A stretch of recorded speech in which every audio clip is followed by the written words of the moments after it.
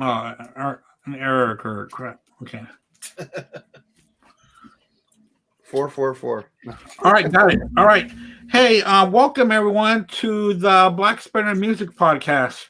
And today we got a pretty good episode going on. Today's episode, we are going to be ranking the 9 Led Zeppelin studio albums.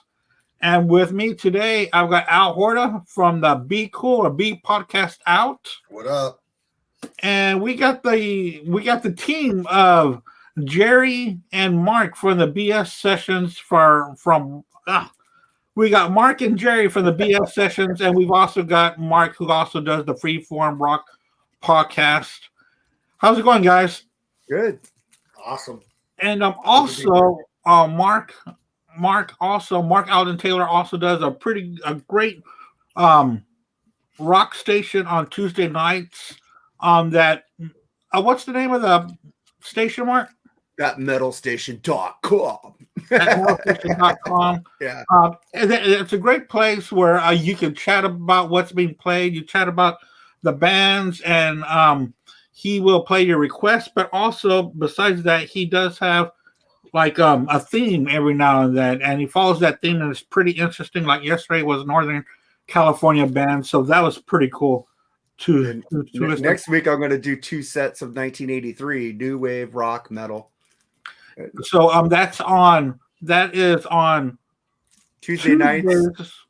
Tuesday nights at 8 p.m. Central, 9 Eastern, 6 Pacific. Yeah. I sound like an old TV station. All right, guys. So let's get started. Does anyone have anything to plug? Al, what's going on with you? You got anything going on your YouTube page right now? Yeah, I just went to Doobie Brothers last night. I put that show up already. Oh, did you? Yeah, they were really great. Michael McDonald's with them too, so That's back with them. nice. That's awesome. Cool. And tomorrow I'm going to Paul McCartney. I'm taking my daughter and my wife. So that Nice. should be. I want my daughter to see a Beatle before they're all gone. So she's 14, so she loves the Beatles actually. So it'll be cool. It'll be a cool family night out, and that's really it. And Mark, what's going on with you with your other podcasts and your other shows during the weekend? We got a weird, interesting episode coming up called Mascara Sue that Lee picked. We got Charles Trainer on there. It's going to be fun. You guys should listen to it. I had fun with that album. Sounds cool. All right. That's the great thing about Lee, man. He gives you some music that you never heard of, and it's awesome. God, he gives me music to torture me, I think, sometimes.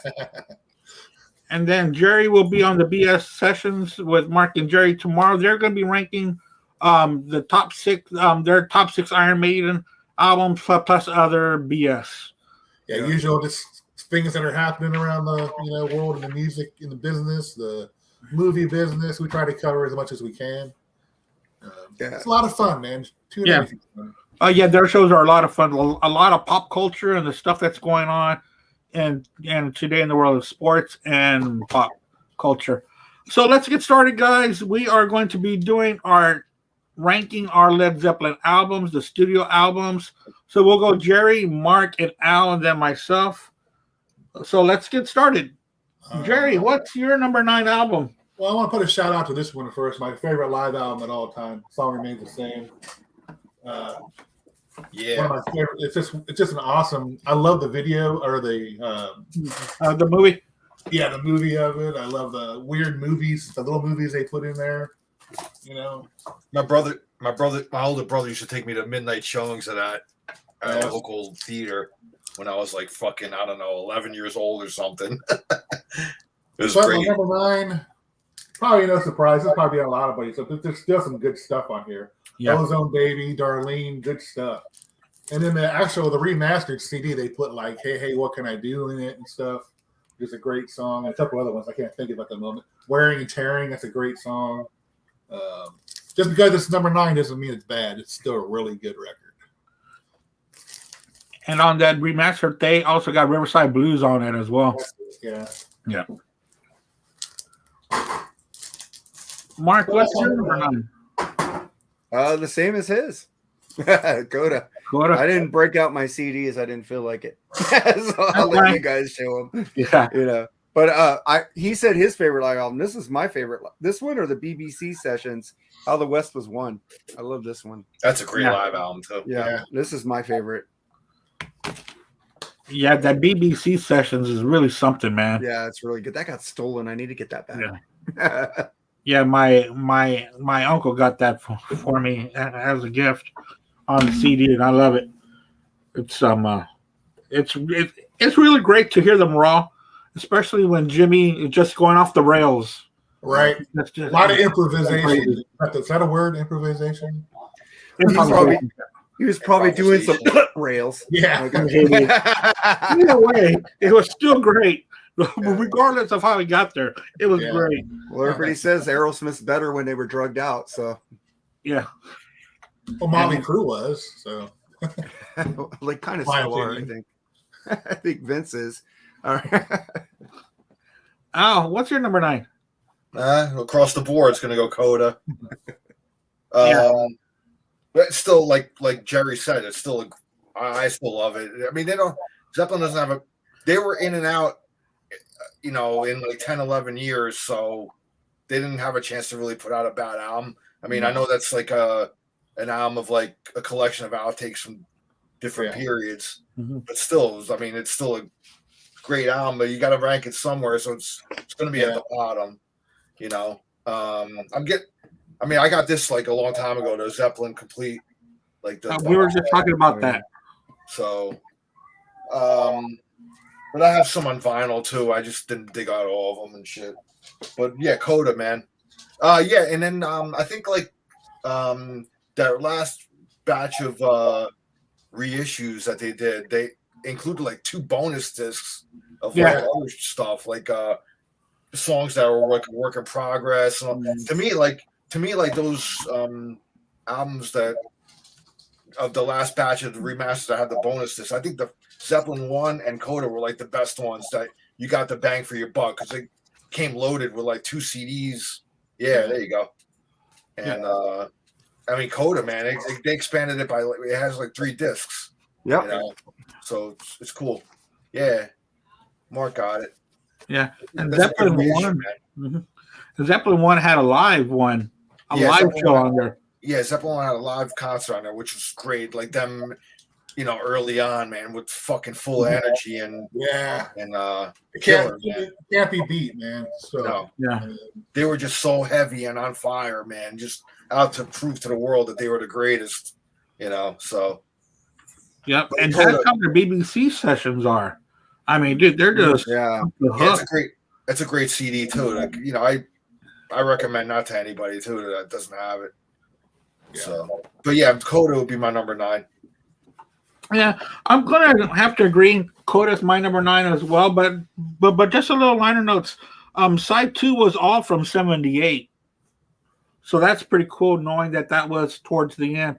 But of course, side 1 we got a track from '69, which is "We're Gonna Groove." That's a tight song. "We're Gonna Groove" is pretty damn good. And "Poor Tom" is from '70. "I Can't Quit You, Baby." Of course, we've heard different renditions on Zeppelin 1. And that was from '70, but it was live. But it was a live rehearsal. And "Walter's Walk" came from '72. So those were hodgepodges. But side 2 was a good representation of them at that time. But we got to put these somewhere. But there are some really good songs on here.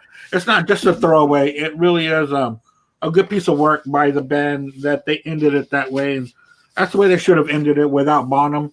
You really can't move on because each 4 were very important to the band, almost equally. Number 8, Jerry. Number 8. Nice. Presents. Yeah, like I said, it's hard to. This could be anywhere, man, on the list. I mean, it's a great fucking record. Nobody's fault but mine. Fucking. What the hell else is on this one? I can't remember right now. Weird fucking pictures on the inside, but I love it. I mean, I never understood what the object was. I guess it was just a obelisk. I think they called it obelisk. Yeah. I mean,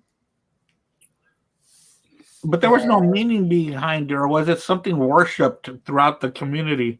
Because it was like in different walks of life and inside the pictures. You know, Yeah, that's the way to look at King's it. Last Stand, stuff like that. T for One.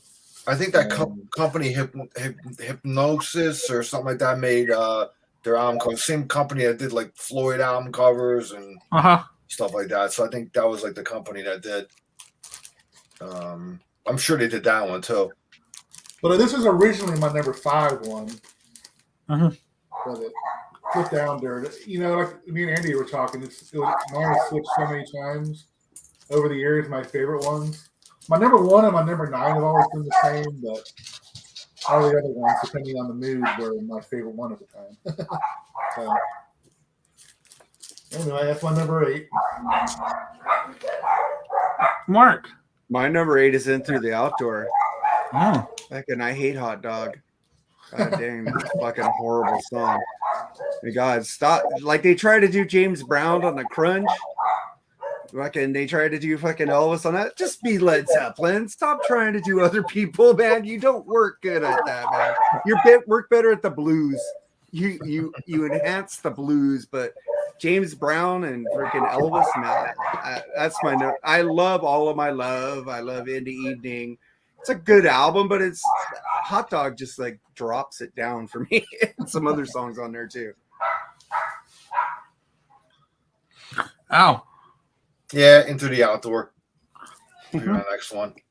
In the Evening, great opener, man. It is. Great track. Yeah. It's funny that Mark shits on Hot Dog because I used to be in a band that used to do that song. I love that fucking song. Yeah. Fun song. It's just a kind of cool little rockabilly tune that they try to do. So, Southbound Soiree was another song that my band did too. We were a band that like we didn't do the obvious hits. We did like these deep tracks and shit. So that's the cool thing about Zeppelin is everybody knows their deep tracks. So. Yeah. Yeah, it's, at this point, I mean, you know, with only 9 albums, everybody digs deep into the. But Carouselambra was a cool. Love that. Like, I love the groove. And I was talking to Andy. It's like you can hear any Zeppelin song on the radio at any time, any day. You know what I mean? Yeah. Any song, man, from any one of their albums. Yeah, but that's gonna be my number 8. Because again, you got to rank it somewhere. But I thought that was a good album for them to go out on. I mean, they were already. I mean, I kind of parallel them with like the original Sabbath, where like towards the end they were starting to slip a little bit in quality and stuff with the last 2 albums, but there's still a quality album though, in my opinion. It's just more towards the bottom. That's all. That was basically towards my number 8. Basically a Robert Plant album. That's why you got the rockabilly on there, because you know what he did, good rocking at midnight and stuff like that. Was his influence. Jimmy Page was coked out during the making of that album, so he wasn't really there. Yeah, it was really John Paul Jones's album. That one. Really. Yeah, that's what I'm thinking. It was JBJ. I think Robert Plant. That's when he got in that bad accident. I think he was like wheelchair when he did the recordings of that. Yeah. Didn't he? Yeah. My number 8 is going to be Presents. You know, we got to put this somewhere, but the songs on here that are epics are just fantastic, like Achilles' Last Stand, Nobody's Fault But Mine, and T for One. But you know, the Hots for Nowhere and Candy Store Rock, I just couldn't get into those. You know, I tried to get into the grooves of those songs because those songs are short. They got more of a groove than what we're used to. It just didn't grab me. So for me, it's the 3 epic songs on here, and then I've always thought of them as 3 throwaway tracks on there on Presents. So that's why I got at number 8. All right, Jerry. Number 7, In Through the Outdoor. I can't say how much of an underrated, probably the most underrated musician in any band in history was John Paul Jones. I mean, you always hear Bonham, Plant, Page, but you never hear anything about John Paul Jones. And that guy added so much to the band. You know, this is basically one. I think he had pretty much the lead in this one. I would say with all his keyboard tracks, but the guy can play any instrument, and very, very well. And he's the like I Swiss said, Army knife of the band. yeah, this barely beat out Presence, but like I said, you got to put him somewhere, you know. Yeah. Nice. John Paul Jones was a secret weapon of that band. Yeah. They all had their place, man. But bass playing was just as good. Listen to some tracks he did off Cinderella's Heartbreak Station, where he arranged and did strings, and then Them Crooked Vultures. That's a fucking great album, too. That's awesome. That's he even produced the Bloodhead Surfers Automatic for the People. So he did strings on that. Yeah, he produced a Bloodhead Surfers album too. Yeah, I mean, the guy's been around for a long time, and everything that he touches, it really does stick out. Yeah. It really does. Yeah. Just like here in Zeppelin, everything he did for his part really stuck out and really completed the songs. I mean, just take a look at that O2 concert, man. When they did Kashmir, man, his keyboards were just on fire, man, during that song. Yeah. This amazing musician, and I wish he'd get a lot more credit than he gets. So, but he gets it from us Zeppelin fans because we know that's how true. important he is. That's all he needs is all the Zeppelin fans. Yeah. Rolling Stone, fuck them. Even though I do got this Rolling Stone Collector's Edition of Led Zeppelin. No, I'll say something about Rolling Stone. I'm not a fan of them. They have some cool album covers or magazine covers, man. They do, but they don't know music. No, the magazine covers are pretty cool though. So. Yeah. Well, they don't anymore. Back in the day, I believe that they did. Yeah. You know, back in the 70s and 80s when they were bringing it forward. But then, of course, they got lost in everything else. Or maybe the music that they were covering just went to shit as well. The only guy I liked on there is David Frick. David Frick, Yeah, he's the only guy I liked. Yeah. He does a lot of pretty good specials on XM and stuff like that. He did the Neil Peart thing. So he did. Good. Yeah. Yeah, I like this Rip magazine. I think he was in charge of that one, wasn't he? Yeah. Was it? Cool magazine, Is Rip still around? No. I don't think so. I've heard that in a long time. No, but Cream is coming back. Oh yeah, I've been seeing advertisements for that on Facebook. Cream. It's expensive. They'll give you 4 episodes, and you get digital copies of their archives. Right. So no physical copies? No, you get a physical copy. You get 4 physical copies. It's only 4 a year, and then you get their archives on digital. Oh, that'd be kind of cool. Or you could just get all the digital. Yeah. Awesome. I know the leashes from this morning in your car. Yeah. I can't get those entangled. I'm going to have to throw them away. I'm going to have to do. I'll fix them I'm up. just taking Oscar and Ellie down the street. Okay. All right. Where are we, Mark? Number 7. Yeah. Zeppelin 3. I fucking love Zeppelin 3. There's not a bad song on there. It's their freaking acoustic album, except for the immigrant song. And Gallows Pole is like my favorite song off that album. And freaking, dude, it's just a heavy blues on here. And people just fucking bitch about this album so much. Even my partner, Lee, he fucking doesn't want to review Zeppelin 3 for some reason. Jimmy Page is his favorite guitarist. So I love that album. Yeah, it's a good one. Yeah, 3 is fantastic. It's one of my favorites. Yeah. But we'll see where it lands. Al? It's going to be Presence. Again, I find this album to be a bit of an underrated album. And again, Achilles' Last Stand is like the standout epic on here. Mm-hmm. Could it be the beginning of like that where Maiden got their gallop from? Possibly. Nobody's Fault But Mine's classic, man. For Your Life is cool, but I mean, again, it's got I rank it a little bit higher than Into the Outdoor, but I mean, those 2 albums could interchange pretty much any time. I guess it depends on my mood or whatever. But like Mark said, man, it's like Come here. Into the Outdoor is kind of like you can kind of see where Robert Plant was like kind of heading in a direction that he was. Like if you listen to Robert Plant's first solo album, it's kind of to me, it's like the next album that would have been after that Enter the Outdoor album. So, Huh. you know, but Presence ranks a little bit higher than that this week.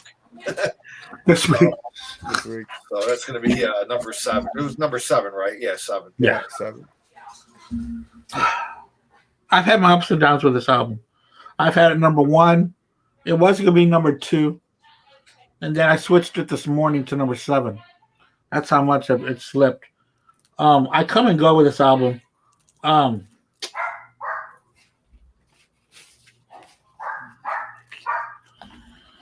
It pains me to put it here, but Houses of the Holy at number Wow. 7.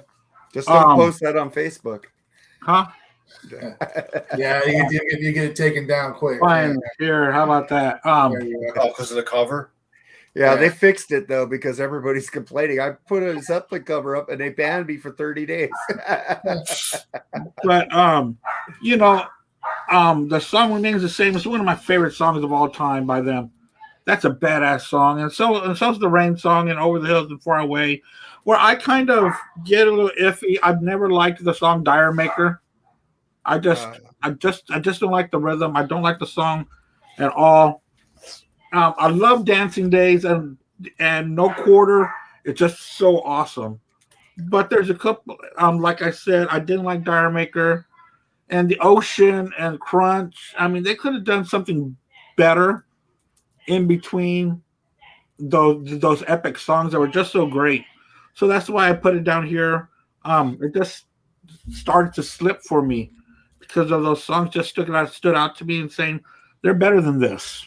They're better than The Ocean and The Crunch and especially Dire Maker. But then you got No Quarter and Dancing Days and just some great classics on here. But I got Houses of the Holy at number 7. I surprised myself with that one, but I didn't know where else to put it. There's no wrong or right in positioning these albums. So I know, right? I was killing myself like this was going to be the end all of all. Yeah, man. Listen, man. Now it gets like tough. Like, where are you going to put like these albums, man? Yeah, it is. It was easy for me with Coda and Into the Outdoor. Yeah, I mean, the bottom 2 or 3 is like where it's kind of where you're gonna have there. But now as you're getting in to the top 6 and shit, it's gonna be like, where the fuck do I rank this shit, man? It's Tomorrow you'll have a different ranking. I mean, when it comes to mine, I had to put out of my head like what I'm burnt out on or whatever, and just kind of you have to still go with the classic, what you think is still great. So yeah. Because believe me, I'm burnt out on some of these fucking albums, dude. I listen to them so much because my older brother and then, growing up and myself and, it's like after a while, I mean, there's been times I put Zeppelin away for like a whole year and never even like listened to them, That's my favorite band. It's like I can't get along without listening to them, man. I hear you, man. I'm kind of with Al on that because I'll put them away for a while too. And I do the same thing with Rush because I've listened to him so much, even though Rush is my favorite band. It's like I want to hear something else for a while, and then I go, "Oh fuck, I miss Rush, I miss Zeppelin," and then I go back. Yeah, and then you come back to them with like a renewed vigor, enthusiasm. Sounds new again, It's like I've done that with a couple of bands. You go back to they're like, man, this is why they're the greatest, I did that with the Hooters today. I was going through a Hooters discography. Yeah, these songs rule. Actually, I've put Kiss away for a long time. I don't think I've heard a Kiss album in months, and that's odd for me. So. Well, we did a review of Kiss Alive, so I had to listen to that. So, number 6, Jerry. Led Zeppelin 3. Man, again, I mean, that's the way. Out on the Tile. Since I've been loving you. Out on the Tiles rules. Tangerine, another great tune. Yeah. I mean, what's great about that movie, Almost Famous, is they play a lot of songs off this album on there. Yeah. Probably another reason why I like that movie. Very acousticy, like Mark said, but Led Zeppelin's more than just heavy metal, man, or heavy sounds. They can do anything basically. Yeah. I love that. I love the album. It's pretty cool. I thought it was always cool when I first got the little rotating thingy here. Yeah, you would change the pictures on the circle. Yeah. I mean, look at that. That's a badass band looking in the set. That's what you look like in the 70s if you're a badass band, man. Yeah. Some bands are looking like that again, like Dirty Honey. It's like, Yeah. Fucking, Plants. I think this is probably Plant's best vocal album too. I think. I don't know how wait. Excuse me. I'm trying to think. Where this was recorded. Does anybody know offhand? What? What's that? Where it was recorded? Probably Bronny or It was recorded out there in the woods. Headley Grange, maybe. Yeah, it was it something like that? I can't remember it. Yeah. They like went from cabin to cabin. That's what I'm thinking. That's why it sounds a little bit acoustically, because they were recording in places that didn't have electricity, or writing places that they didn't have electricity. And it was So a lot of them were acoustic based. Yeah. They did really good with that album. I mean, Yeah. I Yeah. love it. I got mine right Now we're getting serious. Yeah, that's when it starts to get tough. It wasn't that tough, but what are we on 6? Yeah. Yep. 6 is Houses of the Holy. It would have been higher if it wasn't for the grunge. Oh my god, that song is just like fucking blow up that bridge, man. Where's that confounded bridge? Blow that shit up. Where's the bridge? Where's the bridge? I don't know, Robert. Why didn't you make one? Because this song sucks. Where's that confounded bridge? Fucking, I hate that fucking song. I love Dire Maker. I love fucking the Rain song, and fucking. Now it just dropped out of my head. What's the Over the Hills? What the epic? You just said it. Oh, No Quarter. No quarter, man. You fucking take some huge bong rips and just fucking put some headphones on. Oh my god, that song. That's actually the highlight of that's the highlight of the song. I made the same movie, I think. Dude, you just fucking fucking. I'm not advocating drugs, but back in the day, smoke some weed. You put the headphones on, and you sit on your bed, and you're like, you see God. It's like On that No Quarter. During the movie, if I'm not mistaken, that was the whole sorcery thing, right? That is fucking just that's an epic song, and the Rain song. It's like you put both of those on together, and you just like slip away into madness. It's fucking awesome. I love it. Yeah, and especially on the Rain song, the bass work by John Paul Jones. Boom, boom. It's just great. Yeah. Al, you're number 6. I'm going with 3. Again, it's a great album, and and as a matter of fact, I tend to listen to this album a lot more now in my later years, because when I was younger, again, I was like, it's not like Zeppelin 2, it's not like the first album, Yeah. But now, like, I find that the acoustic numbers are great. I mean, they did the folk stuff just as great as the heavy shit. They did. But I mean, Immigrant Song just starts off with a friggin' bang, and then Friends is great. A Celebration Day, Since I've Been Loving You. Out on the Tile is probably my favorite on the album. I love that song fucking rocks. Again, Tangerine, Gallows Pole. I mean, it's strong all around, man. And Bronny or Stomp. I think that's where they recorded it, in Bronny or. Yeah, Brownie. Yeah. So they named the song after where they recorded it at. But again, I gotta rank it somewhere, so it's gonna be number 6. And I guess I'm gonna have to talk about it a little more. I got it. Anyway, Yeah. It's fun. It's funny, like, just kind of going back to this album too. Like, I saw the Page and Plant tours. I actually dug out my tour shirt that I saw them on in the '90s. I still have it, and I saw both those tours they did in the '90s. When it was some of the best shows I've ever saw. I never heard a crowd louder than like when they went into a Zeppelin song. I mean, the roar of the crowd was like deafening. It was like, I figured that's the closest I'm ever going to see Zeppelin anyway. Yeah. Going back to that '02 concert, I actually had a chance to actually almost go to that. Like, I got into a contest on the radio and I qualified for it, and it was probably like I had probably a 1 in 10 shot of like winning the Wow, triple. 1 in 10. Yeah, because it was like a weekend thing, Yeah. and they took all the winners of the weekend, and I remember counting how many winners they had, and I think they had 10 total. So I was like, dude, a 1 in 10 shot, that's like amazing. Cool. But ultimately, Man, that would have ruled, man. Seeing that, man. Yeah. Ultimately, I didn't get picked for it, but just to be in the running for that was pretty exciting, So, but my oldest sister Mary was able to see Zeppelin live, but nice. I got a couple of friends of mine that are older that seen Zeppelin in the 70s. And then going back to the Page and Plant tours, they played a lot of stuff off the Zeppelin 3 album, which was cool, Yeah. And I mean, those concerts still were great. So, but yeah, Zeppelin 3 is going to be my number 6. Awesome. Oh, well. My number 6 is going to be Physical Graffiti. Oh, as my number 6. Whoa. that's a I'm shock. with you on that. I'm with you on that one, Al. yeah, that's a surprise for me, man. Side 1 and side 2 and side 3 are almost just awesome. So some of the greatest music ever put. But we are ranking the whole album, and side 4, I don't like side 4 at all.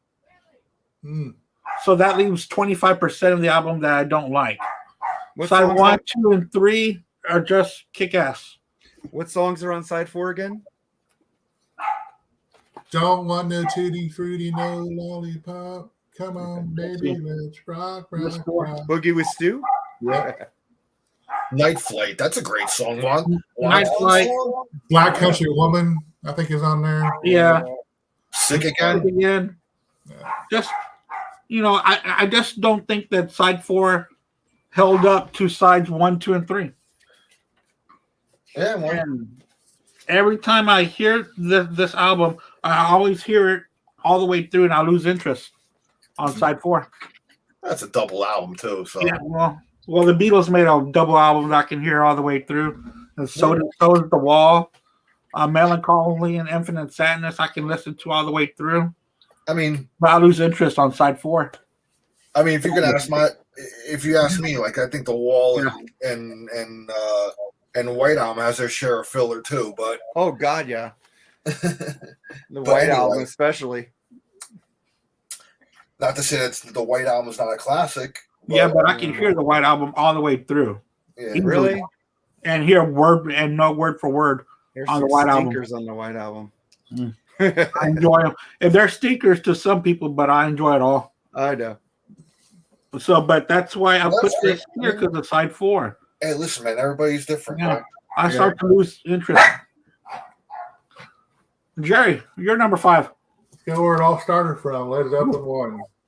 I mean, Good Times, Bad Times. I mean, their first song. I mean, that just tells you where you're going to get with Led Zeppelin, man. Fucking great rock and roll. Babe, I'm Going to Leave You.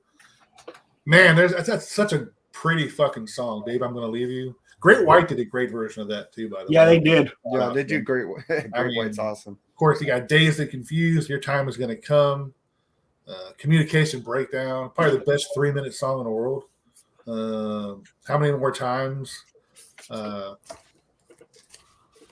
mean, just fucking guitar into amp rock and roll, man.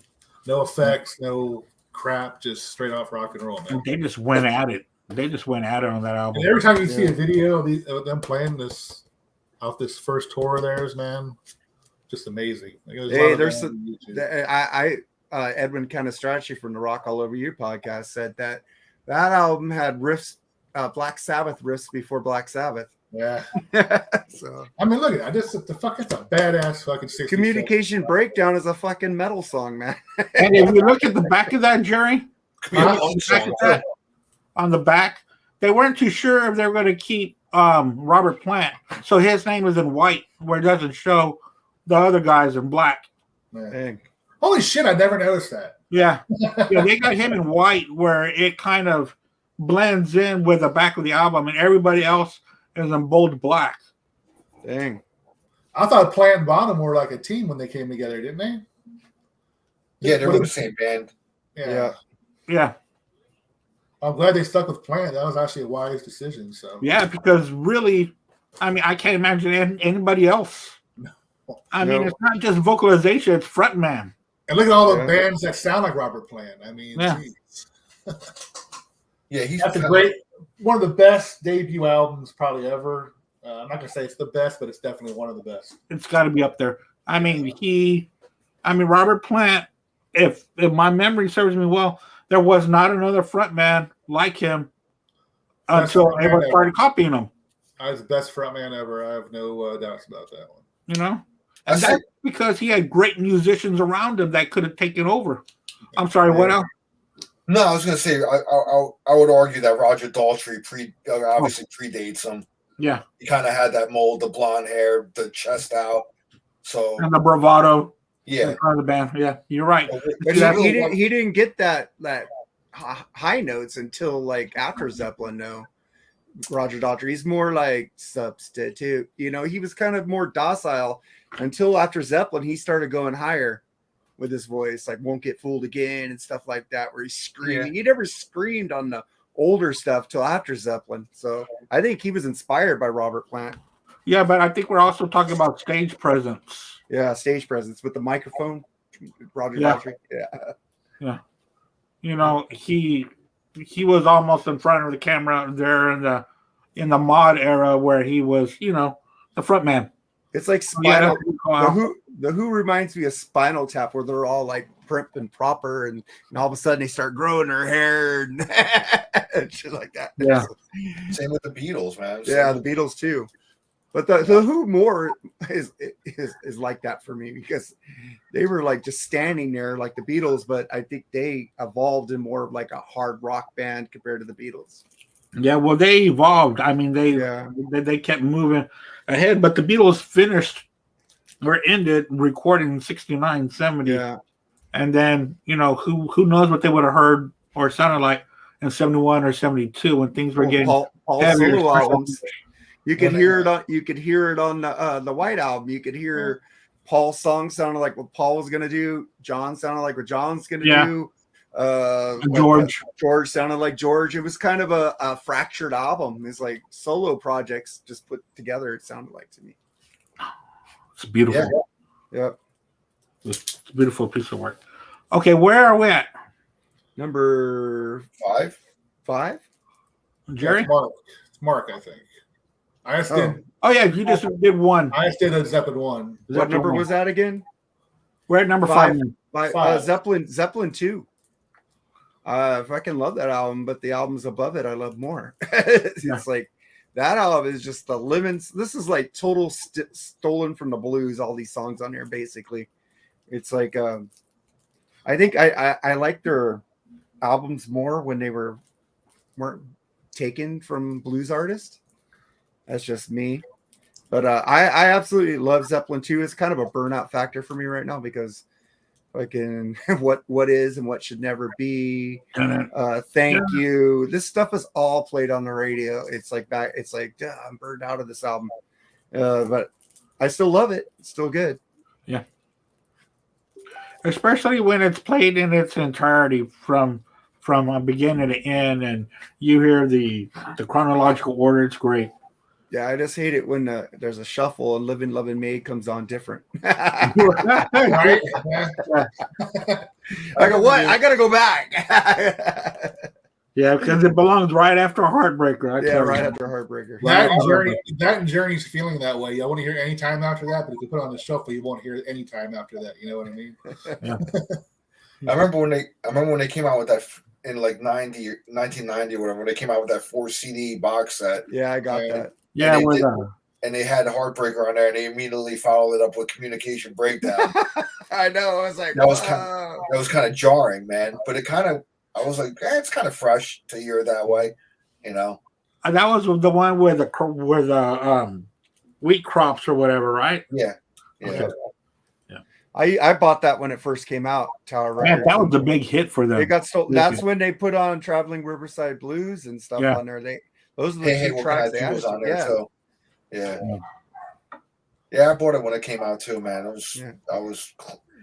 I think at the time I didn't even have any Zeppelin on CD yet, so I just was like, let me just get this box set. That's what I got. But they cut. I think Kashmir was cut down like a minute or something like that. Was it? I don't remember that. I think they cut down one of the songs. Blasphemy. That's blasphemy. Yeah. Hey, you got people in the comments. Kate says hi. Have a great show. And you got a bunch of Facebook users. Facebook users. I read them. Yeah. Hi, Facebook users. Hi, Facebook users. So who are you who said, hey, guys, I saw Robert Plant in the 80s with SRV opening amazing. And then another Facebook user says Zeppelin on licensed top 10 records. Then somebody says, hi, everyone. They're all Facebook users. And then he was the best in his era. Excellent frontman. So you guys got to sign up for this thing so you don't have to be Facebook for users. the StreamYard. But afterwards, your name does come out and in the comments in regular Facebook. Oh, okay. Yeah, so I do get back to them. Just that right now it says Facebook user. Yeah. Unfortunately. I saw that. I saw Robert Plant in the 80s. I saw him on the Now and Zen tour. And whoever that was is right. SRV did open up. So I did see Stevie Ray Vaughan. I said on a previous show that I never got to see him. I did see him. I think I came in late, though, with my older brother and we call like the second half of his show. But I didn't remember like seeing him for some reason. And now like that this person brought it up. I remember it was SRV. So nice. I still got the tour shoot from that too. So that was like an 88. Dang. So, yeah. You keep all your shirts, man. I got fat. They don't fit. Or they got lost, or I wore them too much and they got old and they got thrown away. Well, the thing is, I was fatter back then, so now like they fit. Yeah. I was kind of chubby in high school, so. And they didn't have 3X or double X back then, so. They just had Husky. Hey, Will. It was Will that. God. I hated Sears Huskies. Those corduroy Huskies. Oh my God, those are horrible. The blue and brown. Bad memories of me getting made fun of. Oh, what do you got? Huskies on? Why'd you get some Levi's? Fuck you. All right. All right. So where are we at? Number 4. Houses of the Holy. Oh yeah. Number 5, right? Number 5. Yeah. Again, it's a great album, but yeah, I agree on the Crunch. That's like a throwaway track on there. It's not they should have put something that was on Coda on there and then put that on Coda or something, or put hey what can I do? Yeah, exactly. Or put Houses of the Holy from Physical Graffiti. Physical Graffiti. Yeah. Exactly. But yeah, Over the Hills and Far Away, Rain Song, I love that song, man. I never really got sick of that one. Jamaica, that's how they pronounce it. Not everybody. I used to pronounce it Dire Maker, but Robert Plant always says Jamaica. I think that's because of the reggae beat. So they were kind of having to play words on Jamaica. So No Quarter is probably my favorite Zeppelin epic of all time. I love that song. God, it's like if you take a nice long ride in your car, bro, like at night, going down like a dark road. And then you hear and you have that song on, bro. It's like the perfect soundtrack. I agree with Mark. Better the headphones and the bong. Yeah. I've done it that way too, and that works as well. So, and the ocean. The ocean's like kind of them singing about their fans when there'd be an ocean of people out in the audience. So that's really kind of what they wrote that song about. So, but yeah, man, I'm gonna put it at number 5 because I like Mark said, I like the other albums better that are above it. Well, the Crunch just knocked it down. Yeah, it's a filler track. Yeah. I just wanted to show these real quick. This is the 45 of the Immigrant Song with Hey Hey What Can I Do on the flip side. That was the B-side. Yeah. And then this one is Black Dog on one side and the Misty Mountain Hop on the other. Nice. I just want to pull those out. Let me see. It's my turn. Yeah. We're at number 5. With that being said, Black Dog, Misty Mountain Hop, it's going to be 4. At number 5. I love most of these, but what knocks it down, I love this. This is fucking awesome. Yeah. I used to have the Remember they had tapestry like t-shirts like that? his Iron Maiden stuff back there. I used to have that big tapestry. Yeah. Yeah. Yeah, the Battle of Evermore, man. Can't stand that song. It ruins the flow for me. You don't like that song? Huh? You don't like Battle of Evermore? I No, I love don't. Battle of Evermore. Yeah, No, that's a I great did not song, like man. that. I still love. Lord of the Rings, man. Lord of the Rings. Come on. I'm not a Lord of the Rings fan. That's Either right. was I, so I agree with you on that Yeah. one. Andy. Oh So that's my not- God. I that's wasn't I a mean, fan it of was the book. good. It was good, but it wasn't like, oh my God, it's good. Yeah. It is once you watch it again. I mean, how many 6-hour versions do they need to come out with? You know, Dude, I love the extra edition where they show them smoking the weed. That was cool. Man, there sure was a lot of walking from who knows Yeah, where to who that's knows all where. about What are you gonna do? What are you gonna do? What's that? Clerk? What is that movie with fucking Jay and Silent Bob? The second one of it, Clerks Clerks 2. too. Clerks. Clerks 2, where the guy said, "All right, you start. This is fucking Lord of the Rings. Walking. Second one, walking. Third one, walking. Yeah. There's only one return, and that's of the Jedi. and that one's the Jedi. movie. I love that movie. Yeah, it's a cool movie. But we had to put this somewhere. But Black Dog, Rock and Roll, Stairway to Heaven, man, Stairway to Heaven. The first time I heard it, I still love that song so much. Misty Mountain Hop, Four Sticks, Going to California is one of the most perfect ballad I've ever heard. It's beautifully written and sung, and the guitar work by Page is great. And then they end it with a wonderful When the Levee Breaks. Yeah, I got this at number 5. I think that's the most, besides Billy Squire, the most freaking sampled drum track. Beastie Boys use that on License to Ill, When the Levee Breaks. Yeah. Yep. But man,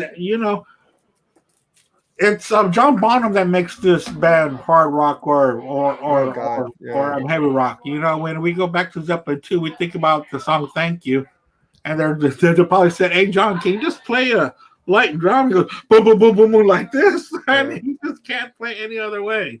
Right. But John Bonham was great. But yeah, I got that at number 5. Cool. Number 4 is 4.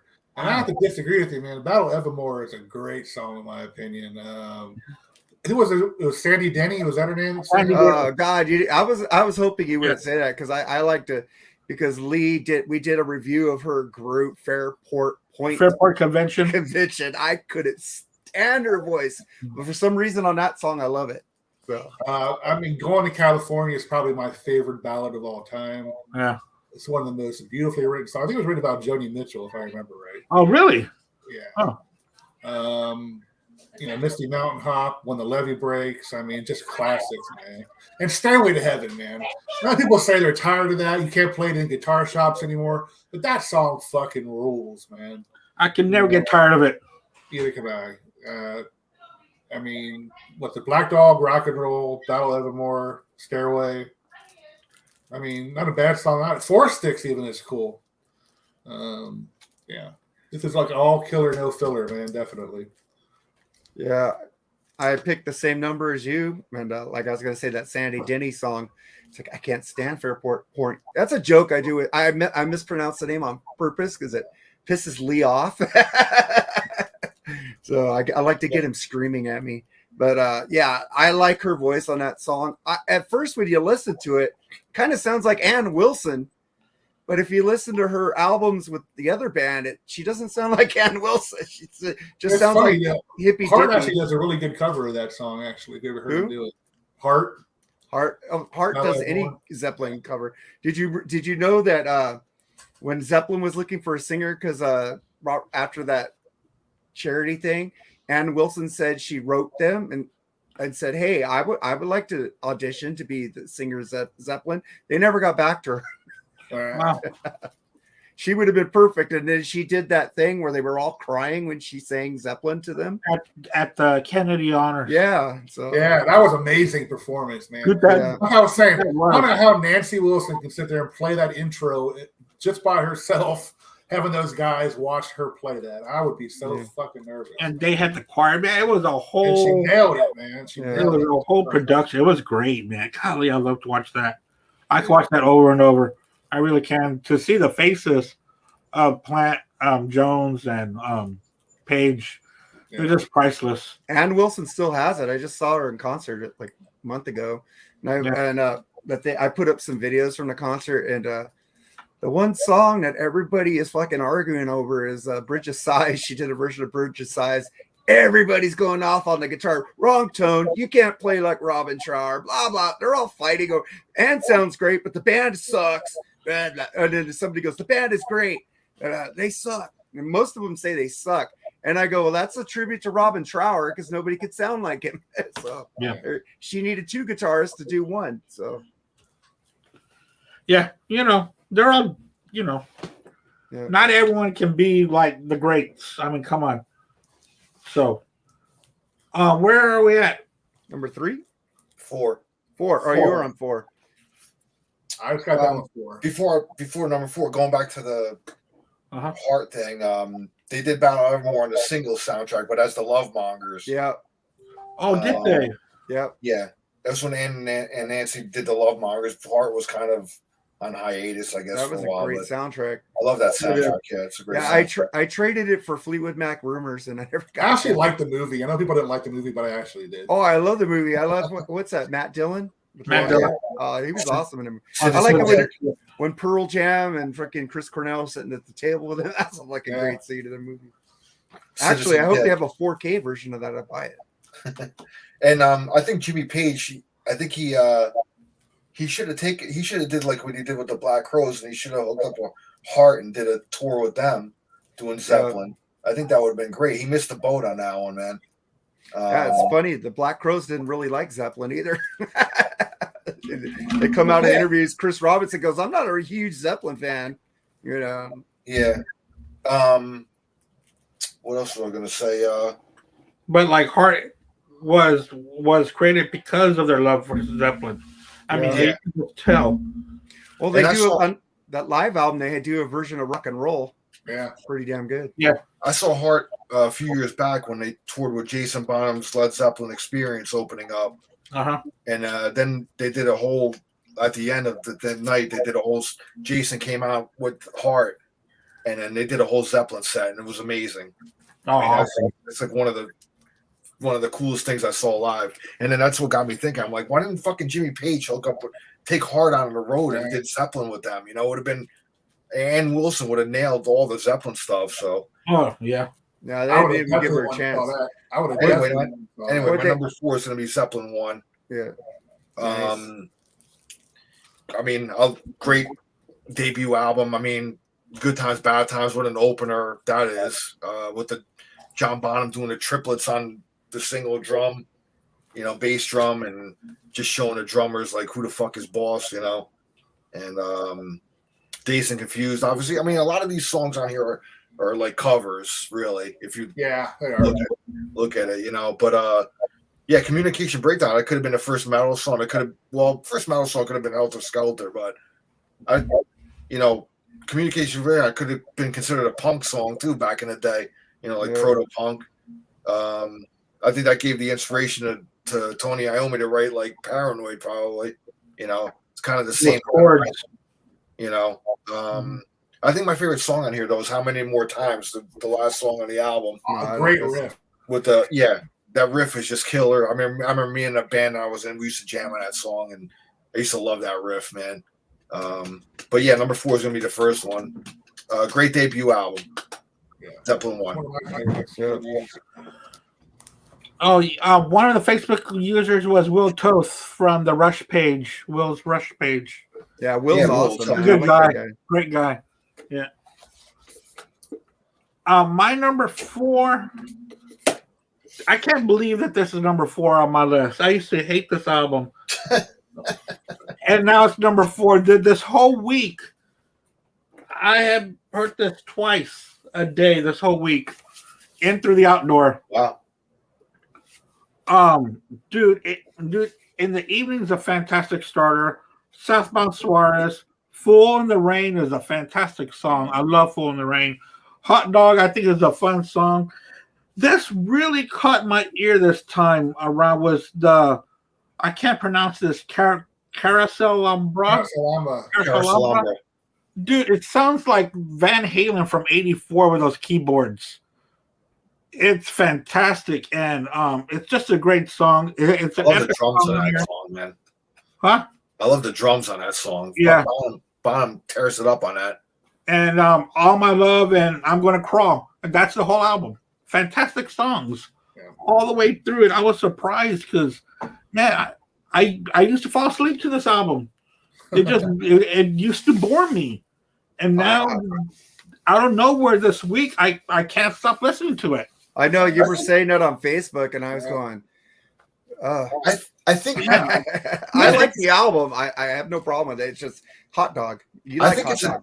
I think it's an age thing, man. I think like when you're younger, you want to hear like the heavy riffs and all that. You know, I think as you mature and you get older, you tend to appreciate this stuff a little more. You know, a little more mellower, a little more, you know, things like that. So I mean, at least in my view, that's how I, you know, stuff that I dismissed when I was like really young. Yeah, I just want to hear the fast, hard, you know. Yeah, I'm hardcore. None of this ballad bullshit, and you know. But you know, now it's like, you know, I guess I'm old. You know? When I was younger, I loved the ballads. I loved the Warrant. I loved the Chicago. I still love it all. You know, it's like, but when I get in the car and I want to roll down the windows, I want to play Crankin' so I can piss the hip hoppers next to me. So, you know, I was so surprised that when I was making the list, this album kept on climbing higher. And I was like, "There's no way I'm going to put this higher. They're not going to have me back on anything anymore. No one's going to want to do my show." But dude, opinions. If you like it, it's not bad. But Enter the Outdoors, my number 4. Yeah, nice. Jerry, what's your number 3? Houses of the Holy. I love the ocean. I love the crunge. I love Dire Maker. I love every song off this album. I mean, if you're a true music fan, there's going to be a song that brings a tear to your eye every now and then. But every time I hear the Rain song, not every time, there's sometimes I listen to it, it waters my eyes. It's such a pretty song. It's a very melancholy tune. Mellotron that JPJ uses in the middle solo part is just incredible sounding. Over the Hills and Far Away, man. That is a fucking legendary tune, man. Like you said, the song remains the same. Houses of the Holy. Of course, No Quarter. I mean, fucking great tune. To me, this is another song. This is not excuse me. Not a bad song on it. I guess I love the crunge. I hope someday he does find that confounded bridge. But, God damn. blow the fucking bridge up already. Damn. I think the Beastie Boys used the ocean too, if I remember right, didn't they? Probably. Yes, they did. Yeah. So is that the blue album? So is that the blue version? So that's the deluxe? Yeah. Wow. On vinyl, that's awesome. Yeah, it's pretty cool. Yeah. It was actually, I think, a Walmart. I think I got this at Walmart, actually. I hate it when they change the covers. It's like they did that with the Rush Deluxe versions. I like the original covers, like Hemispheres and then Permanent Ways. Why are they changing the covers? Those are so iconic. And then the deluxe. People buy them like me. Huh? People buy them like us. That's why. Well, I buy it because there's extra shit on it. Yeah. But the thing is, I want the live stuff. That's why I buy those Rush Deluxe. But and I'm like, why? Like the moving pictures box set, it should have the freaking cover on the front of the box. Not again, with the covers, they have great covers on some of their albums. And yeah, I think it's ridiculous that Facebook banned this for a while. But hey, Jerry, so what's on the second album on that? You know what? I haven't listened to that song on there. I can't even remember right now. But like the outtakes and stuff like that. I think so. Okay. It's got like different versions, I think, of the actual songs, if I remember right. I think some of the songs are works in progress, and like a rough mix. A rough mix. Basically, like they're basically just like rough mixes of their songs. Okay. Yeah. They're really both the same album, just different versions of them, I believe. Yeah, I really want to get those versions. I was very happy with one when it came out. And then I've been streaming the other ones and hearing more of the second disc because, of course, we know the first disc, backwards and forwards. But when you get the deluxe editions, it's pretty cool to hear different sounds and I got the big box set of the Zeppelin 2. Oh, did you? There was the record store by my house that was going out of business, man. They had it for like dirt cheap, like half the price. Oh, So wow. I had to get it, man. It's like the big box. It's got like the vinyl, the CDs, and all that stuff in Yeah. one. So Yeah, it's the same song. It says the one disc is live at in France. Yeah, that's on that disc one. Yeah. Yeah. See, I like this one. They do two alternate covers on the same thing. That was pretty cool. Yeah. Like the black. I mean, look at That's a that. great live album. I'll probably hear that tonight. Yeah. That Yeah, is you fucking see- rock and roll right there. Do I That's even badass. have this? I yeah, don't even think I have this in my iTunes. What the fuck? The live album. I forgot there was a live album on here. I love playing live tracks on the radio show. yeah. It's nice. It's a nice alternative than the stuff you always hear, like the studio stuff. Yeah. Like I And played CCR live from Europe, Born on the Bayou. That's pretty damn good. Yeah. And that's the great thing about rock bands. Their live shows or their live songs, they stretch them out, or they put solos where they're not solos, and it's great stuff, man. Zeppelin definitely did a lot of improvisation and Yeah. concert. Yeah, you'll never see Taylor Swift do a live album or Britney Spears. Why bother? I know. It's gonna sound just the same. or Kiss now. Sounds like a fucking croaking toad up there. All right, we're on number 3. Yeah. Mine's this. I got a story about this. You were talking about how many more times, and it comes from the song "The Hunter," right? It's like taken from that. And I was playing. I had the Paul Rogers "Muddy Water Blues" album back in the day. I need to get that again. That's a fucking great album. And he does "The Hunter," and I'm playing it, and he's going, "Oh, Rosie, oh girl," right? And then my friend's going, "What the fuck is he ripping off Zeppelin for?" And I go, "What do you mean ripping off Zeppelin? That's fucking Muddy Waters, dude." And some people didn't actually know that was Muddy Waters on there. And I was like, "But this is a fucking great album. This is like proto metal, man. Dazed and Confused. Fucking what do they have, like an hour version of that song somewhere?" On the song remains the same. I love it, man. I can listen to that. Yeah, They have a longer Take the version whole of that side. on some other one, don't they? Yeah, they do. They got a longer version somewhere. I just don't know where, right off the top of my head. But it's perfectly timed on that on the song remains the same soundtrack. It's like 23 minutes, takes up a whole side, and it's perfect. They took a freaking Joan Baez song and made it rock. "Babe, I'm Gonna Leave You." Fucking rules. It's like it just starts off so slow and it goes dun dun dun dun dun dun dun. And then he's his like, vocals. "Oh God, man!" It's just like orgasm time right there. Dun, dun, dun. I heard the original version. I don't want to hear it anymore. But this fucking song rules. It ruins the good version for me. But fucking Good Times, Bad Times, I Can't Quit You, Baby. Yeah. This is just a fucking perfect album. But you had to rank them, right? Yeah, you got to rank them. Number 3. My number 3 is going to be 2. Yes. Again, it's a classic. I mean, like top 3 is like I always say, it's like 1A, 1B, 1C for me. But this is a classic. I mean, obviously, but there's a burnout factor, obviously, to it. But what's on there is just, I mean, it's a flawless album.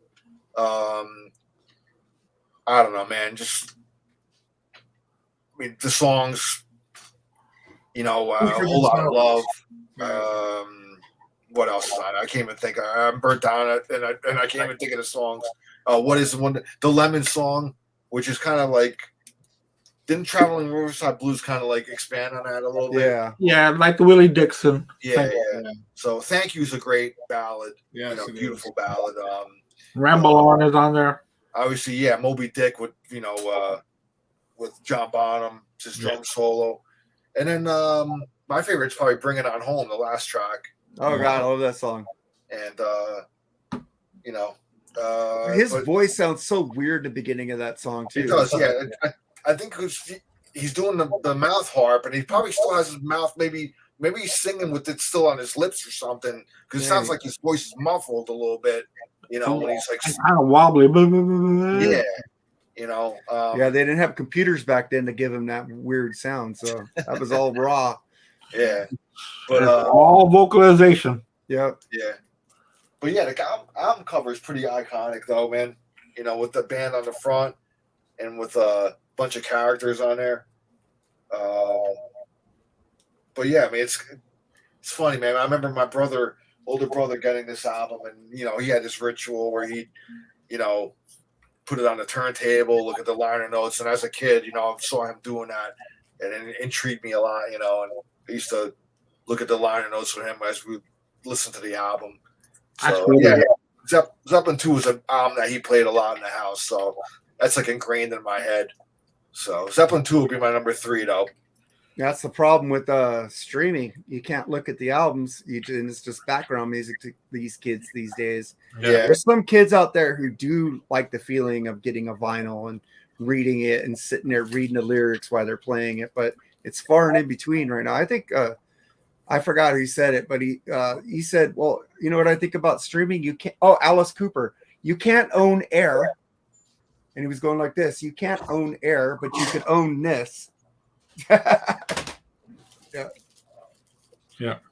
I think kids are getting more into the physical product. They are now because CD sales have been going up and vinyl. Yeah. Thank you, hipsters, for the vinyl. Well, kind of, because they're pushing the prices high.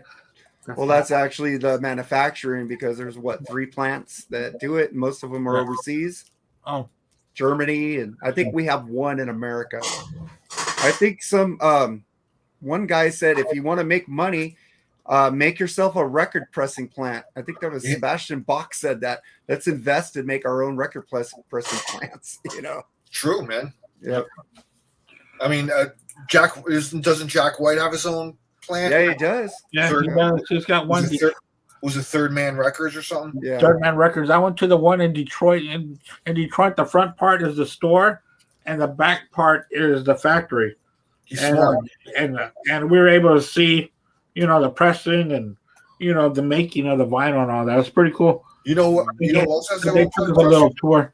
You know what else has their own pressing plant? Is Metallica. Nice. I didn't know that. Yeah, they have their own pressing plant as well. Huh. No, I don't know if the Third Man Records in Nashville has that, but I think it does, because that's the main one, the one in Nashville, and then they've got one in his hometown, Detroit. I'm gonna agree with Al. My Zeppelin 2 is my number 3. This is great stuff. I love the inside of it. That's badass, man. Yeah. But almost every song on here, I was hearing it on the way to work this morning to see where I was going to put it. But you're right. You know, Heartbreaker, Without Living, Loving Made just isn't the same. Ramble On, Moby Dick. I mean, Al hit all the high points, but you know, still, what is and what should never be. The dun it. The freaking stereo separation, man. Dun it. I fucking love that. And we haven't mentioned yet, and I'm surprised what a great producer Jimmy Page is. Yeah. I think Edwin Canestracci, again, of the Rock All Over You podcast, was talking about how Jimmy Page, even Dr. Fuck picked up on it, that Jimmy Page is like, he produced some of the best albums of anybody. Nobody ever talks about him. Yeah. And I think he does a fantastic job. And of course, it's his own, so he takes very good care of it. And when he does the remasters and the packaging that he's always involved with, if not involved with, he's the headstrong of it all. Really does a great job for the fans. It's not just a money grabbing thing. He really puts stuff out there that fans would love, and that's the rock and roller in him, you know. Yeah. But Zeppelin 2, I won't say anything about it because Al really did cover it all. But it's a great album. You know, we take for granted, you know, I said that I was going to stop, but you take for granted that A Whole Lot of Love is always on the radio or whatever. But, you know, it's almost a 6-minute masterpiece and so many changes. And and the middle part, and again, the production of it. It's a That great whole album is like a singles album. That's why I said it's kind of a burnout factor for me. Yeah, But, because they do play the whole thing on there. And my cousin got married probably a few months before me, and he played "Thank You" at the end of his reception. It was pretty cool. Hey, one of your Facebook users is on crack. I'm just joking, dude. He said CDs and cassettes are coming back. I've been buying cassettes. I hate cassettes, man. I got a friend who he repurposes 8 tracks and fixes them. I go, why? I used to take those out of my freaking, spin it back in, the little pad would fall off. Freaking it go garbled up. And I was like, as soon as CDs came out, I sold all my cassettes for like $200 and just bought CDs. It is like, well, I for one love cassettes. I still listen to cassettes almost daily. I love them. I've got a few on the wall and a few back here in the bottom. So I'm a big cassettes guy. I'll find old ones and I'll take them, but I'm not playing them because sound quality on a cassette is like, they were great because it's portable with a Walkman back in the day. Yeah. And those CD Walkmans are horrible. It's like a big old thing on your thing. It wasn't very good. But yeah, I'm a big cassette fan. I love them. Oh, I was so happy when CDs came out and they got rid of cassettes. I lost so many cassettes to my tape, and I cleaned the heads. I used alcohol. Me too. I cleaned them. The longer ones. The longer. Yeah. Cassettes always got eaten up. I bought the good metal. I got the good metal tape decks and the Dolby thing, and they still got eaten. I'm like, Jerry and I were talking before y'all came on. How much music would we have if we never lost or sold any of our music? What if we had every piece of music from when we started to right now? This room would be full. It would be, a whole shitload. It just sucks. I'm still rebuying shit that got stolen. I got my fucking giant Last of the Runaways finally in Time to Burn again. And I'm still replacing shit that's got ripped off in the 90s and 80s.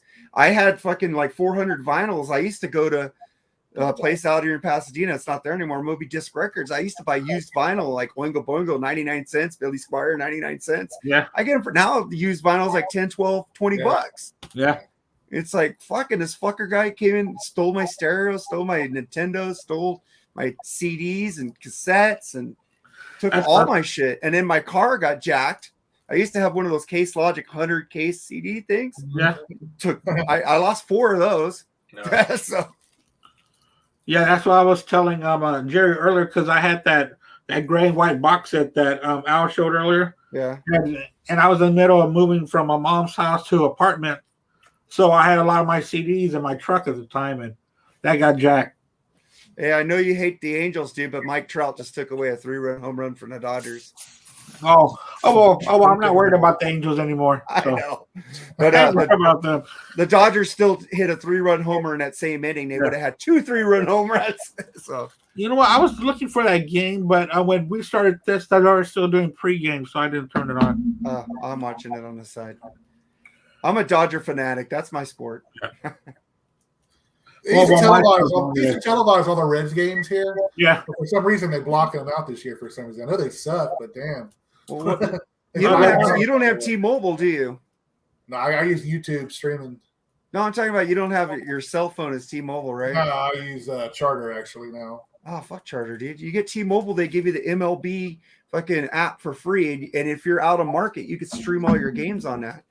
Yeah. And the thing is that I bought it because it was $149 for the whole season, which isn't bad for every baseball game for the whole year. Oh, that's pretty good, actually. Yeah, it was on the Roku. It's like $149, and then my brother-in-law tells me a week later, "Oh well, you don't have T-Mobile. I got this shit for free." T-Mobile. I'm like, dude, for real?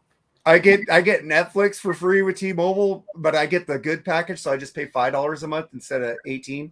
So it's fine.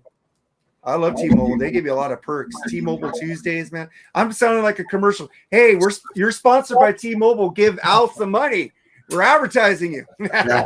And I got Sprint. I thought they were going to combine together. Give Andy and Al some money here, man.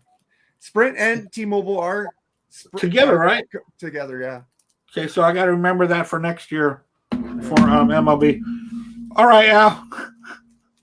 You're number. Oh wait, we're at number 2, right? Now you're number 3, I think, aren't we? You're number 3 still. You just Andy I just did number 3.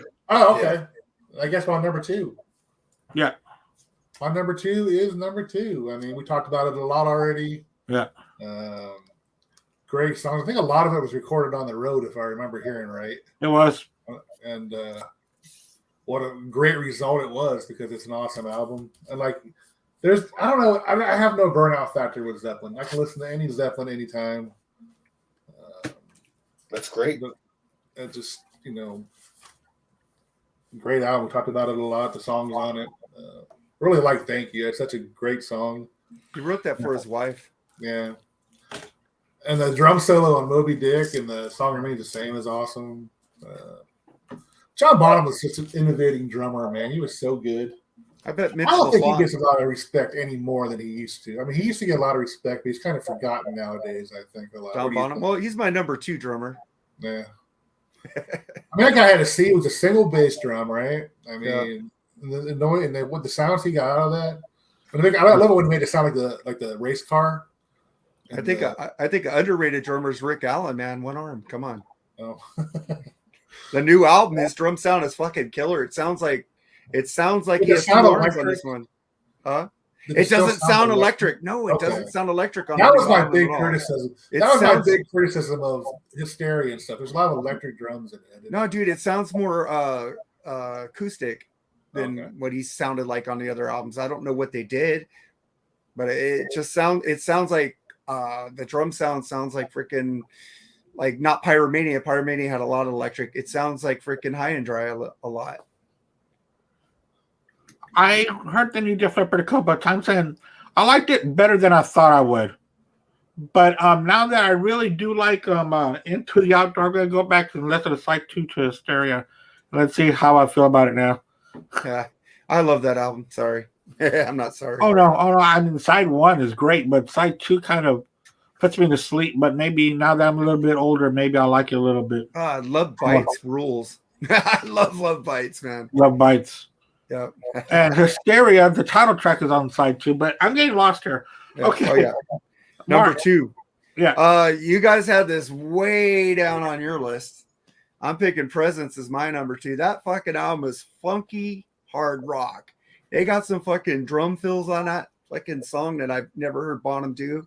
Fucking Robert Plant recorded this fucking Hurt, and his voice sounds a little rawer on this album than the other ones, because you could tell he's in pain when he's sounding like he's in pain.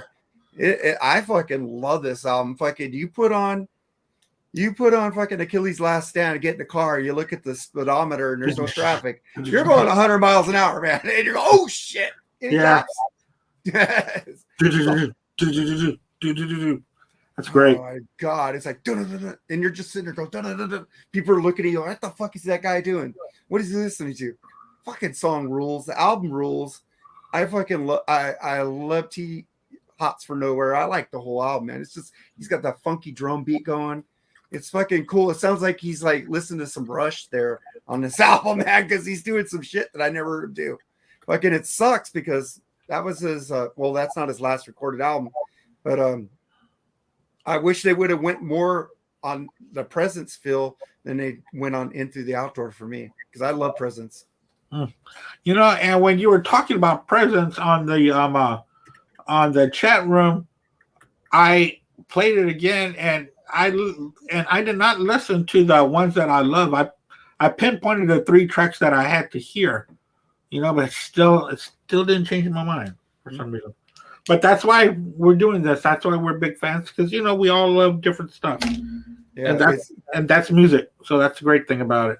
Yeah, Facebook user said Plant was in a wheelchair when he recorded that LP. So. I can't remember if it was that one or Into the Outdoor. I can't remember. I know it was Presence. It's Presence, yeah. And a guy bought Russian Triumph because it sounds great. Well, Russian Triumph always sound great. I don't care what they're on. So. Yeah, I mean that's some good stuff. I love both of them. Maybe not 8-track. Now, number 2. If 2 turns out to be 4. Yeah, number 4, man. I don't think there's any filler on here at all, man. I love the Battle of Evermore. I love that song. Man. It's I don't know, the acoustic stuff, man. It has such a mystical feel on this album. Black Dog is such a classic opener. That riff, of course, Stairway. I'm not burnt down on that song either. I think that's such a well crafted song. It's the classic that it is because it's a great song. I tend to play it backwards a little more often than forwards. So. No, I'm just kidding. But anyway, yeah, I remember that whole Satanic Panic thing in the early 80s. And yeah, play Zeppelin backwards. You hear Satan and all that shit. And you do hear it, Did they do it on purpose? Who knows, man? I mean, didn't Jimmy fucking sell his soul to the devil or something? He had Aleister Crowley's house, right? Yeah. That's the whole thing. That's the whole thing that's missing nowadays with bands, man. Is the whole mysterious, mystical, the whole feeling of mystery. They're too clean. They're too clean now. Well, there's too much media involved. Well, that and the internet, man. I mean, nothing's hidden. There's nothing hidden anymore. Everything is out there, and I mean, Tool is probably the only band I can think of that kind of still carries that mystical kind of feel yet. Because they tend to just not do interviews and just kind of not show their faces much. Even though nowadays, what they all look like anyway now, but yeah. But the internet killed all that mystery in music. But anyway, Zeppelin 4 is my number 2. And I'm also on Zeppelin 4. That's when we're introduced to those symbols, the leaf and the so-so, and I remember Jimmy Page saying, "Yeah, let's just put out an album with our name isn't on it, no information's on it, and see how it does." And look how it did. One of the best selling albums of all time. And I think John Bonham actually played 4 sticks with 4 sticks, if I remember right? You see that the symbols up there? Yeah. Oh, that's pretty tight, The ruins. Yeah, the ruins. Somebody said Sabbath has some good occult stories. Of course. I'm sure. Well, that's why But Sabbath wrote songs of faith. Read them. But when Sabbath was starting out, the devil worshippers and stuff like that thought that the music was for them, so they started to wear those crosses because of that, because to protect them from the evil. That's why they started wearing crosses. And I think they were made or bought by someone's dad in the band. Is that right? I think Ozzy's dad did them. Right. Yeah. And they each wore it because they were getting freaked out from the real freaks out there that thought that Sabbath was really worshipers and thought that they were singing to them. Just read the lyrics, man. Geezer wrote some Christian lyrics. In some songs. Especially on the third album, very pro God, and even War Pigs. If you really listen to War Pigs, saying that the evil men are the ones that make war happen, and they're begging God for their sins. War Pigs. I just heard an interview with Geezer saying War Pigs is written about Jesus. About stuff like that. Yeah. One of the songs is written about Jesus, and he just took him and put him around, changed it around or something like that. It's pretty cool.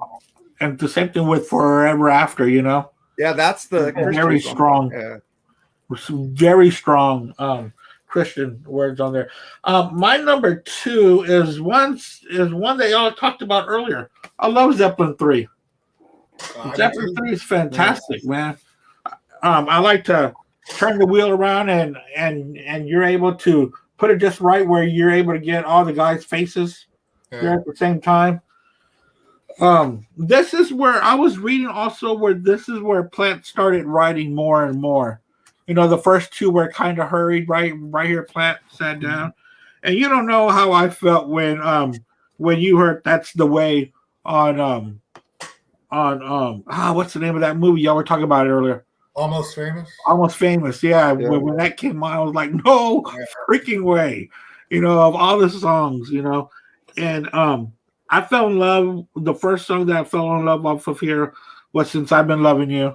Mm. That Jimmy guitar solo. You don't know which way he's going to go. He just keeps going and going, and then at the end, remember, Mama. It was just you had the nerve to tell me you didn't want me no more. That's some badass shit. And that Out on the Tiles, that was more of a bottom song that he brought to the band. That's why it's got a different kind of sound to it.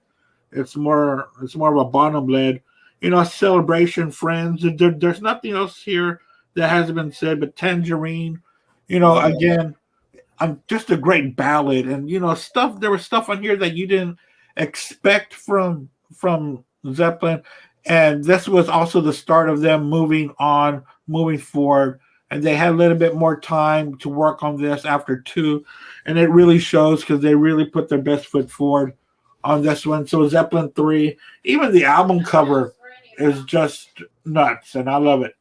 Yeah, All the different colors.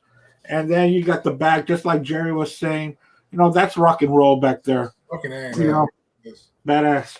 I think Almost Famous has a deluxe soundtrack now, like a 3 CD set. I had the original one. I don't have. Yeah, they expanded it. So Yeah, you want they to expanded it very largely too. Yeah, that movie was loosely based on Cameron Crowe touring with Zeppelin. So You see, he's a golden god. I've heard Allman Brothers. I heard Allman Brothers too. Yeah, that's what I've heard.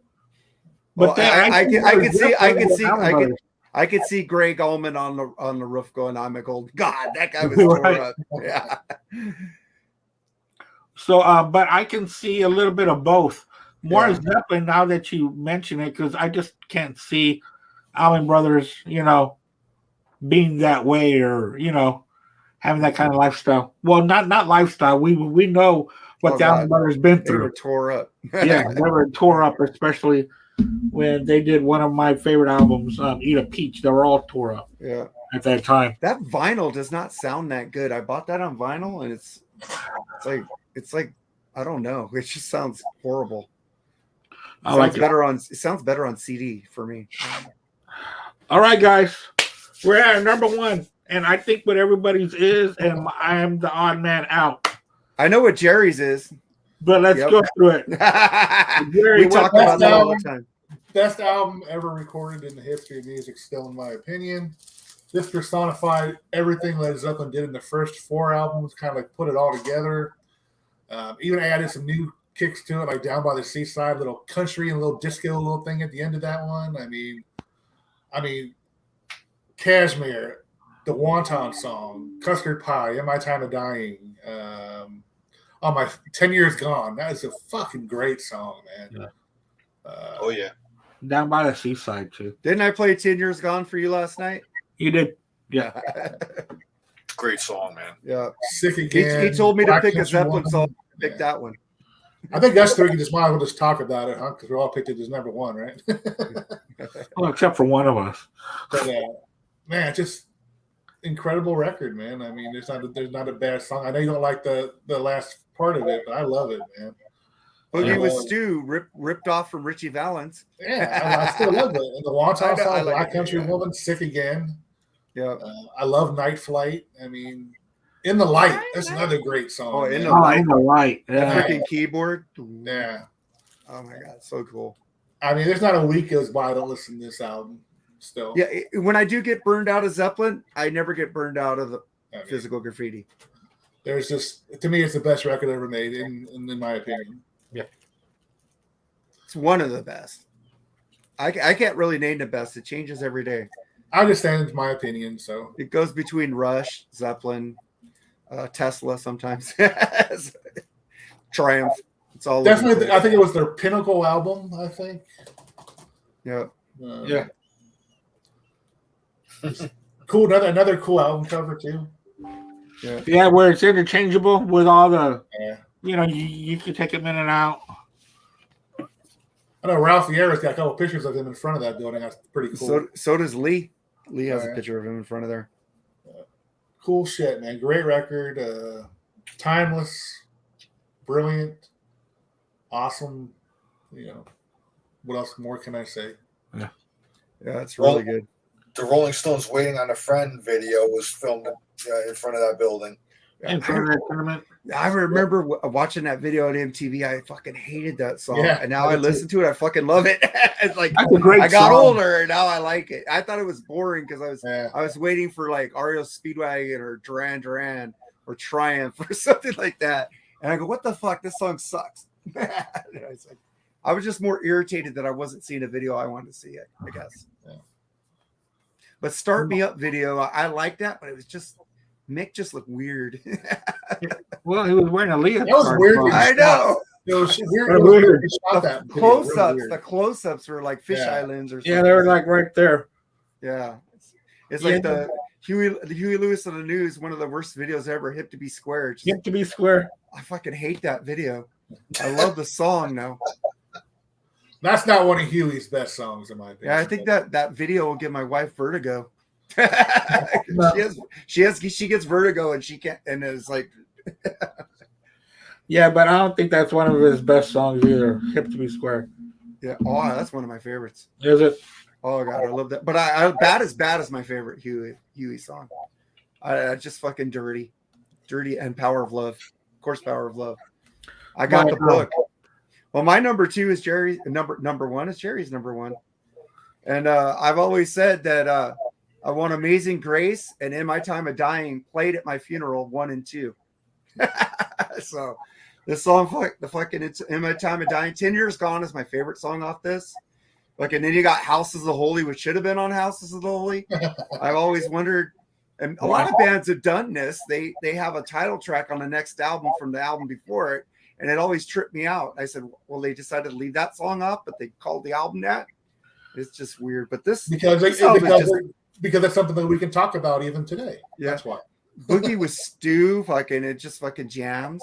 Yeah.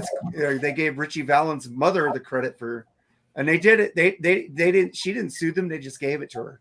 That was pretty cool of them, so she could make money off of it, I guess. Oh wow, that's cool. Well, yeah. So they always said Zeppelin ripped people off, but right there they didn't. So I love this fucking album. I adore it. I got it on vinyl too. This is the remaster, and I got the remaster on vinyl also. A great album. I'm going to agree. It's my number one as well. And Custard Pie and The Rover, two songs I used to do in a band that I was in as well. The Rover. A great 1-2 punch to open the album up. And then In My Time of Dying is one of my favorites on there, man. With the slide and all that. You want it played at your funeral too? Yeah, it wouldn't be bad on the playlist there, Yeah. Trampled Underfoot. Oh god. Great tune. In the Light, Love in the Light, Bronny Orr, Down by the Seaside. I mean, they were the variety on this album is just, Zeppelin had variety on every album. Like, they touched on so many different genres, they could be heavy, they could be folky, they could be, bluesy. So Night Flight's a great, I don't know what you're talking about with the side 4, bro. I don't understand that either. I'm just, Andy, whatever. Man. It's cool. Everybody has their preferences. But, Night Flight and the Wonton song, come on, man. I remember when they, one of the Page and Plant, I think it was the first one I saw in 95 when they did the Unleaded thing. They opened up with the Wonton song, and that just got the crowd going, man.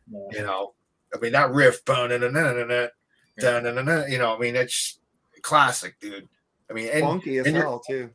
And you're right, man. Jimmy Page, man, he should get more credit as a producer. Everybody always is like Eddie Kramer and, whatever producer of the day was. And Jimmy Page doesn't ever get named, and he made some of the greatest sounding records in the 70s, man. I think Bonham's legacy really is drum sound. It has a lot to do with his drum sound as well. He's a great drummer, but his sound, everybody was always trying to achieve that, even to this day, And that's the thing about studios. Back then, the studio was an instrument as well. And, the drum sound, what did they record? When a levee breaks in like a hallway of like the castle or whatever. Drum. They always found a room where they could get the best sound, like mic. Yeah. Yeah, the stairwell. They had it in the Yeah. stairwell. And they had the mics at the end of the hallway, and to get that ambient sound. And I mean, everybody just uses computers now and dials up a sound or whatever. I mean, Yeah. nobody. Back then, producers were always trying to, mic placement and all this shit was all just innovative, and people use the room as like to get a sound, Yeah. Bob Rock did the same thing with drums. Yeah, and that's a lost art as well, production, because nowadays, man, listen to 10 albums that are recorded like last year. The fucking drums all sound the same sound, and just a generic guitar sound, and You got, I think, 2 producers out there right now: Dave Cobb and Tim Raskin. I can't say his last name. Nick Raskulinecz. Yeah, Nick Raskulinecz. Yeah. Dave Cobb, dude, he goes in there. He recorded Rival Sons, all their albums, and they write their songs in the studio together, and they do one take, basically one take, and they go, "Okay, I'm ready to do." Oh, we got it. Dave's like, and he just did the new Sammy Hagar album. I can't wait to hear how he did that in the last Slash album. 4 Miles goes, "Okay, I was just doing that." And he goes, "We got it, Miles. It's done." What? I don't know. You're done, Miles. You're good. It's like one or 2 takes. He's done. It's like he's got the sound. That's a fresh way to do it nowadays. Yeah. Instead of laboring over a fucking album for a year, And, Yeah. Remember, Used to make albums in 3 days. The good old days of like bands releasing 2 albums in a year are long gone, man. Dude, 2 in a year and tour around it. And tour relentlessly. Yeah. Thunder's released 2 albums in a year. It's like within a year, it's like, damn. Yeah, those albums rule. But that's my number one. I mean, I know you're gonna be different, Andy, but yeah, I'm gonna be the different one. My favorite is their debut, the Zeppelin 1. That's not a bad call. Dude, I know that they use as inspiration blues players before them, but when I was hearing this for the first time, I didn't know that, but now I do. But it still doesn't change the way I feel about this album. Good times, bad times, babe. I'm gonna leave you. You shook me. The beautifulness of Dazed and Confused. It's just great. And Your Time Is Gonna Come. That's one of my favorite songs. That is a great song. That's a badass song. And Black Mountainside's a great little acoustic that flows. I don't know how it flows into Communication Breakdown, but it just does. It fits it like a glove. And then I Can't Quit You, Baby, and How Many More Times. That's just some great vocalization and playing by the whole band. And we're talking about Jimmy Page producing, and I'm going to add one more thing too. He produced and recorded everyone with respect with everybody in the band. He gave everybody room to play what they wanted to play, and they did it together. He didn't say, "Well, I'm Jimmy Page, I'm the guitar player, and we're going to concentrate on my guitar playing." No, I mean he everybody shined in that band. Yeah. Just expand. Yeah. I mean, man, who lets the bass player almost play whatever the hell he wants? I mean, that's how you get the best out of a band, man. Let everybody do their thing, man. Absolutely.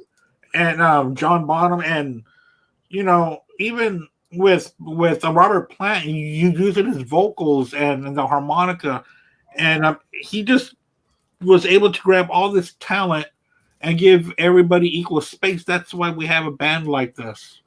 It's the same thing with the Beatles. That's what I was telling Gary before we started. I can't think of any other band where every album and every song is great, top notch, and it's hard to rank than the Beatles and Zeppelin. But that's my number one. I think the Beatles and Zeppelin are so classic because they only had really that 10-year run. Yeah, I mean, they never had a chance to really fall to like so many bands that run out of ideas and stuff like that. So that I mean, really the best. You take any band, really, man. Just pick a band. A 10-year period. Yeah, there's a 10-year period that's usually like their classic stuff, the best stuff, and then after that, it's usually like they start going downhill a bit or whatever. Like name a band, and then you can pick a 10-year period for any band. Exactly. Like a Metallica, 83 to 93. Yeah. But Aerosmith had two to 10 years like that. You know, they had the first period, Well, and to then some they had people, the 90s going to the 2000s periods. everybody Well, likes Pump, but nobody likes the other ones after it. So, I liked Pump, and I loved Get a Grip. I thought I Get a like Grip was Nine cool. Lives. I think Nine I like Lives. Just Push Play. I really didn't like that album. I that like one. Just Press Play. I got the Target extra track version, Yeah, the Best Buy version. I But, stopped at Get a Grip. The others well, were just okay. if you guys want to hear a funny review, go listen to the Music from the Other Dimension. Me and Lee are just going off on that album. I said that album would be good if it was 9 songs. Good. Going back to the first Zeppelin album, the Dazed and Confused, there's an earlier version of the Yardbirds did of that song called "I'm Confused." So, but I think it was I think it also originated from a blues song as well. Yeah, But yeah, listen, man, Zeppelin, yeah, they took blues songs, but listen, man, it went through their filter, they amplified it and made it their own, man. I mean, did. you know, yeah, they ripped. I mean, other bands ripped shit off too, man. It's just That's how it's done in the blues. The blues take Yeah. from other blues artists and expand on it. That's what the blues does. And Zeppelin was a hard rock blues band. and they expanded it. Yeah, they expanded it. They added to it.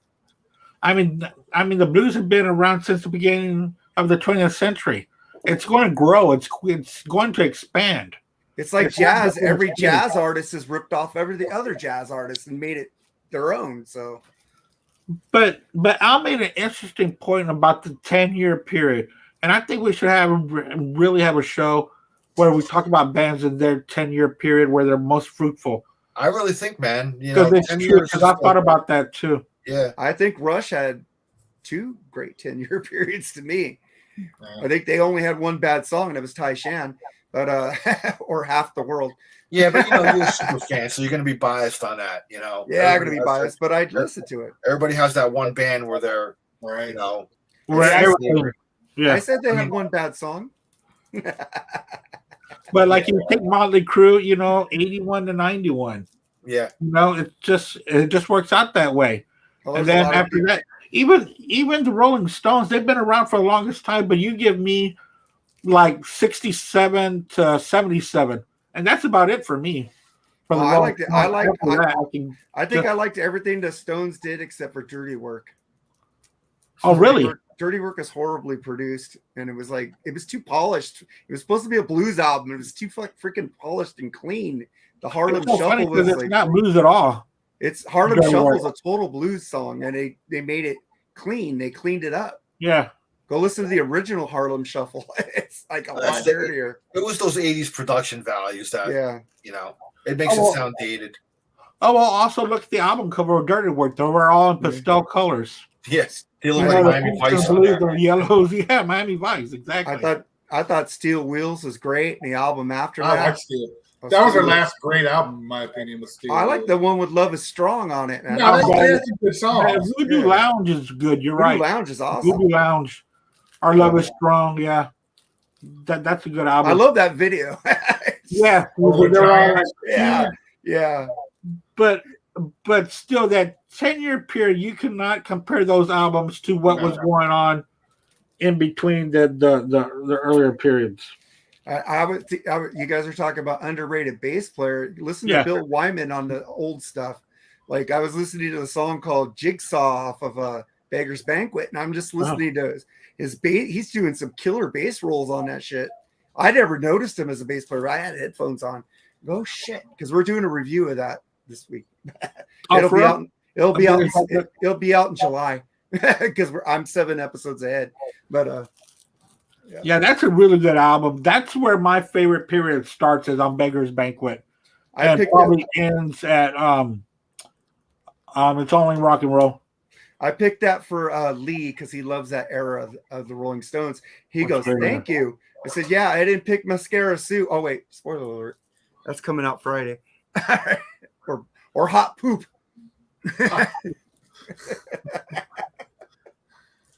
It's a steaming hot poop to me. So yeah, I think that 10-year period where we can break things down will be pretty cool. All right, guys, and anything else to add for tonight? Yeah, I'm good, man. I think Zeppelin's great enough. Eric RMCP Jordan is listening to it. You suck. Fucking Zeppelin hater. He hates Robert Plant for the passion. Wow, really?